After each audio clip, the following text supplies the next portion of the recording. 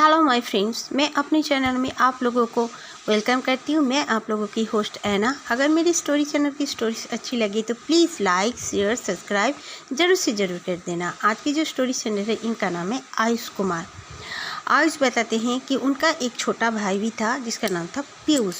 एक बार की बात है, आयुष और उसके छोटे भाई जो थे उन लोग का छुट्टियां चल रहा था, तो उनके घर से कुछ दूर एक पार्क हुआ करता था। जो पार्क में ज़्यादा कोई नहीं आया करते थे और वो पार्क में आफ्टर 6 o'clock किसी को नहीं देखा जा सकता था। वो पार्क बिल्कुल क्लोज हो जा चुका था।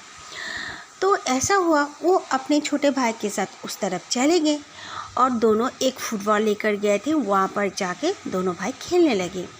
खेलते खेलते काफ़ी शाम हो चुकी थी। उनकी जो मॉम थी उनको फास्टिंग कुछ रखना था, वो रखी हुई थी और उनके फादर को आकर उनके मॉम को मंदिर भी ले जाना था। तो उनकी मॉम ने कह दिया था आयुष को कि तुम लोग चाबी लेकर जाओ, अगर हम लोग घर में ना आए तो तुम लोग ठीक टाइम में आकर घर में आ जाना। तो आयुष ने कहा था वो कि तो लोग चले गए थे। काफ़ी शाम होने लगी, उसकी मम्मी भी उन्हें ढूंढने ना आई। अचानक से आयुष देखता है कि उसका छोटा भाई उसके साथ खेलते खेलते, कोई नहीं था, बस आयुष और उसका भाई ही था। वो जाके एक झूले पर बैठ गया। झूले पर बैठते ही और ज़ोर ज़ोर से झूलने लगा। उसके पैर जबकि ऊपर थे, इसके बावजूद कोई जैसे उसे ज़ोर ज़ोर से, बहुत ज़ोर ज़ोर से झूला रहा है। इस तरह आयुष देख के वो झूले को पकड़ने लगा, लेकिन पकड़ नहीं पा रहा था। फिर वो ज़ोर ज़ोर से चीखने लगा, जो कोई मदद करो, कोई मदद करो। लेकिन वो पार्क इतने साइलेंट एक एरिया में था, उस रोड में ज़्यादा कोई आना जाना नहीं करते थे। थोड़ा अंदर टाइप का था और काफ़ी पेड़ से भरा हुआ था। वो पार्क जो था लगभग बंद पड़ी थी। तो वो चिल्लाने लगा। तो गॉड का जो गॉड बेस एक लड़का वहाँ से गुजर रहा था साइकिल पे। उस लड़के ने उसकी आवाज़ सुन ली और वो अंदर चला गया। बोला क्या बात है, तुम क्यों चीख रहे हो, तुम्हारा भाई ऐसा क्यों झूल रहा है? तो उसने बताया मेरा भाई तब से झूले जा रहा है, मैं बहुत चिल्ला रहा हूँ लेकिन कोई नहीं आ रहा है। तो उस लड़के ने जल्दी से लपक के 2-3 दफ़ा उसने ट्राई किया, तब उससे वो पकड़ा नहीं गया। फिर वो लपक के लास्ट एंड में उसे पकड़ लिया। पकड़ के उसके भाई को जब वो नीचे उतरने लगा तो उसका भाई बेहोश हो गया। फिर उस लड़के ने कहा कि कहाँ है तुम्हारा घर, चलो। तो वो दोनों भाई को वो छोड़ने के लिए घर पर आया। उसके पास तो की था, उसके मॉम डैड तब तक नहीं आए हुए थे। ये जो है इंसिडेंट आयुष का, तब के समय में हाथों में इस तरह जो आजकल फ़ोन वगैरह होते हैं, मोबाइल, तब नहीं होते थे। तो क्या करे, मम्मी पापा तो मंदिर गए हैं और जो मंदिर में उसकी मम्मी गई हुई थी वो थोड़ा सा उनके घर से दूर ही होता था। वो सोच रहा है कि आप क्या करें। तो वो जो लड़का था उन लोग के साथ, वो बोला मैं तुम लोग के पास बैठता हूँ तुम्हारे पेरेंट्स ना आने तक। देखते देखते 15 से 20 मिनट बाद उसके पेरेंट्स आ गए। आकर उन लोगों ने कहा क्या बात है, उस लड़के से पूछा तुम कौन हो? बोला आपका बच्चों को ऐसे ऐसे हुआ था, मैं फिर देख रहे हैं उसका भाई कंटिन्यू बेहोश है, वो होश में नहीं आ रहा है। तो उसके फादर और मदर काफ़ी फिक्रमंद हो गए और उनका गाड़ी बाहर में खड़ी हुई थी। जल्दी से अपने बेटे को लेकर वो लोग हॉस्पिटल चले गए। हॉस्पिटल जाने के बाद उसको डॉक्टर चेकअप वेकअप किए, ट्रीटमेंट करने लगे। ये सब करते करते 3 घंटे बाद उसको होश आ गया। होश आने के बाद वो लड़का जो था पीयूष, आयुष का भाई पीयूष, वो अचानक से जैसे एकदम क्राउल जो बच्चे क्राउलिंग करते हैं ना, वो उस तरह खड़ा हो गया बेड में, उस तरह अपने पैरों पे हाथों पे, और ज़ोर ज़ोर से घूमने लगा और चीखने लगा अजीबोगरीब। ये देखकर वहाँ के डॉक्टर्स नर्स सब कोई घबरा गए। उसको पकड़ना चाह रहे हैं लेकिन 4-5 आदमी मिलके भी पकड़ नहीं पा रहे थे। फिर और ज़्यादा लोग आए, उसे पकड़ लिया और उसको बांध दिया बेड से।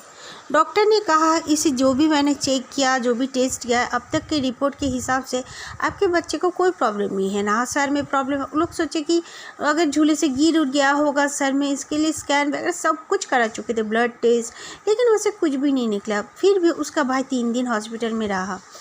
वो बहुत ज़ोर ज़ोर से चीखते रहता, चिल्लाते रहता और फिर किसी को इशारे से बुलाते रहता। अपना आँखों को चारों तरफ ज़ोर ज़ोर से इस तरह घुमाता कि जो डॉल्स होते हैं कि उस तरह से वो हिलाने लगता।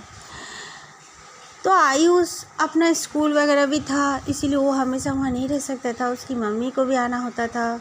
तो फिर वो लोग क्या किए, उसके भाई को, डॉक्टर्स तो कुछ समझ ही नहीं पा रहे थे, उसे घर लेकर आए।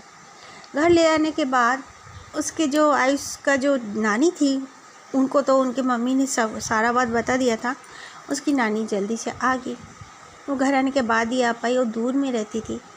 तो आकर उन्होंने देखा एक कोने में ब्लैक कलर, मतलब उन लोग का बहुत पिच डार्क हुआ करता था उनका रूम में। जो पीयूष और आयुष का रूम था वो एक कोना था, काफ़ी बड़ा रूम था, तो वो ना काफ़ी डार्क हुआ करता था।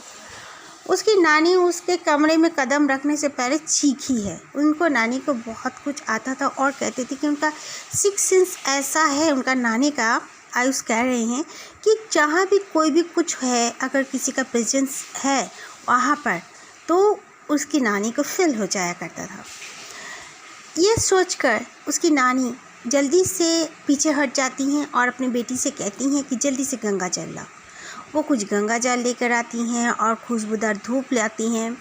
उनकी नानी कुछ पढ़ते पढ़ते वहाँ पे गंगा जल छिड़कती हैं और फिर धूप वगैरह जलाती हैं और कहती हैं, जो भी आया है तुम्हारे छोटे बेटे के साथ, वो इसी रूम में रहता है और अंधेरे में, इस अंधेरे को जल्दी से दूर भगाओ। उसे ये जगह पसंद आ गया है क्योंकि ये अंधेरा जगह है, जल्दी से दूर हटाओ। जल्दी से उन्होंने उसी दिन वहाँ पर एक लाइट लगाई और पूरा उजाला किया। और उनकी जो नानी थी वो दुर्गा पाठ वगैरह पढ़ पढ़ के अपने बेटे को फूंकते रहती थी, मतलब उनके नाती को। और फिर कुछ फूंक कर पानी वगैरह पिलाई। फिर किसी एक माँ काली मंदिर से उसके लिए एक ताबीज़ लेकर आई, आकर उसे पहनाया। और कॉन्टिन्यू जो पीयूष 3 महीना वो ना स्कूल जा पाया ना ही कुछ, वो घर पे ही रहता था। लेकिन बहुत ही उसके साथ तकलीफ़ हुई। उस बीच ऐसे कई बाबाओं से भी उन्होंने संपर्क किया कि जल्दी से जल्दी लड़का ठीक हो जाए, लेकिन सब कोई कहते हैं कि उन्होंने पैसा वगैरह तो लिया है, लेकिन परमानेंट ठीक कोई नहीं कर पाता था। 5 दिन 6 दिन ठीक रहता था, फिर से उसकी हालत वैसे ही हो जाती थी। लेकिन उसके नानी ने हार नहीं मानी और कंटिन्यू उसके रूम में ही नानी रहा करती थी। सबको मना करती थी आने के लिए रूम में। वो गंगा जल वगैरह छिड़कना, वहाँ धूप लगाना, दिया लगाना और रूम को हमेशा लाइट से रोशन करके रखना, उनकी नानी करते करते फिर पीयूष ठीक हो गया। Okay, thank you my friends.